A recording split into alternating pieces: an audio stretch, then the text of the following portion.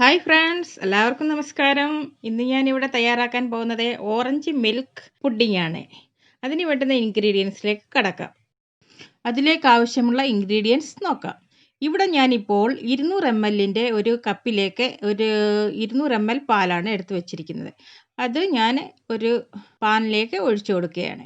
അതുപോണക്ക് തന്നെ 200 ml orange juice എടുത്തു വച്ചിരിക്കുന്നു. അത് അടുത്ത പാനിലേക്ക് ഞാൻ ഒഴിച്ചു കൊടുക്കുകയാണ്. 2 ടീസ്പൂൺ കോൺഫ്ലവർ ഓറഞ്ച് ജ്യൂസിലേക്ക് ഇട്ട് കൊടുക്കണം. അതുപോണക്ക് തന്നെ 2 ടീസ്പൂൺ കോൺഫ്ലവർ പാലിലേക്കും ഇട്ട് കൊടുക്കണം. അതിനുശേഷം 3 ടീസ്പൂൺ പഞ്ചസാര പാലിലേക്ക് ഇട്ട് കൊടുക്കണം. ഓറഞ്ച് ജ്യൂസിലും അതുപോണക്ക് 3 ടീസ്പൂൺ പഞ്ചസാര ഇട്ട് കൊടുക്കണം. അവരവരുടെ മധുരം അനുസരിച്ച് ഇട്ട് കൊടുക്കുക.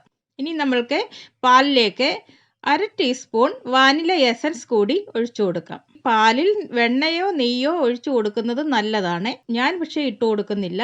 ഇത് ഓപ്ഷണലാണ്, അവനവൻ്റെ ഇഷ്ടം പോലെ ചെയ്യാം. ഇനി നമ്മൾക്ക് ഈ കോൺഫ്ലവറും പാലും എല്ലാം കൂടി നല്ല രീതിയിൽ മിക്സ് ചെയ്ത് കൊടുക്കണം. അതുപോലെ തന്നെ ഓറഞ്ച് ജ്യൂസും ഈ കോൺഫ്ലവറും എല്ലാം കൂടെ നല്ല രീതിയിൽ മിക്സ് ചെയ്ത് കൊടുക്കണം. അല്ലെങ്കിൽ കട്ട പിടിച്ച് കിടക്കും. നമ്മൾക്ക് ഫ്ലെയിം ഓൺ ചെയ്യുന്ന പറഞ്ഞാൽ ചൂട് കൊണ്ട് കട്ട പിടിച്ചിട്ട് കരിയാൻ സാധ്യതയുണ്ട്. നല്ല രീതിയിൽ മിക്സ് ചെയ്ത് കൊടുക്കണം. ഇനി ഗ്യാസിൽ വെച്ച് കഴിഞ്ഞാൽ രണ്ട് അടുപ്പിൽ വയ്ക്കുമ്പോൾ 2 കൈയും ഒരേ പോണക്ക് നമ്മൾ പ്രവർത്തിച്ചുകൊണ്ടിരിക്കണം. ഇനി ഇത് നമ്മൾക്ക് അടുപ്പിൽ വയ്ക്കാം. അടിയിൽ പിടിക്കാതെ സൂക്ഷിക്കണം. കരിവ് പറ്റിക്കഴിഞ്ഞാൽ നമ്മൾ ഇതിന് അനുയോജ്യമല്ലാതായി തീരും. ആദ്യം ഒന്ന് തീ കൂട്ടിയിട്ടാലും പിന്നെ പെട്ടെന്ന് തന്നെ ഫ്ലെയിം ലോയിലേക്ക് മാറ്റണം. ഇതിപ്പോൾ പാൽ ആയിട്ടുണ്ട്. നല്ല കുറുകി വരണം. കുറുകി വരുന്ന സമയത്ത് അടിയിൽ പിടിക്കാതിരിക്കാൻ വളരെ ശ്രദ്ധിക്കണം. അതുകൊണ്ട് ഓറഞ്ച് ജ്യൂസ് ഇവിടെ ആവാറായിട്ടുണ്ട്.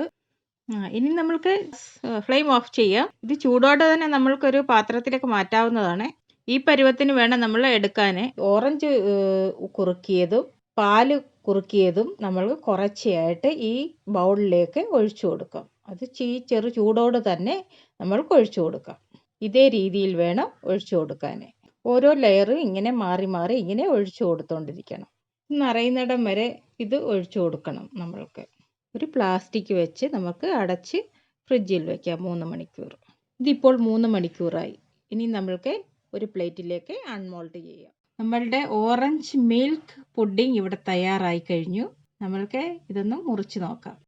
ഈ വീഡിയോ നിങ്ങൾക്ക് ഇഷ്ടമായെങ്കിൽ ലൈക്ക് ചെയ്യുക, കമൻറ്റ് ചെയ്യുക, ഷെയർ ചെയ്യുക. ഈ ചാനൽ നിങ്ങൾ ആദ്യമായി വരികയാണെങ്കിൽ ആ സബ്സ്ക്രൈബ് ബട്ടൺ ഒന്ന് അമർത്തിയേക്കണേ.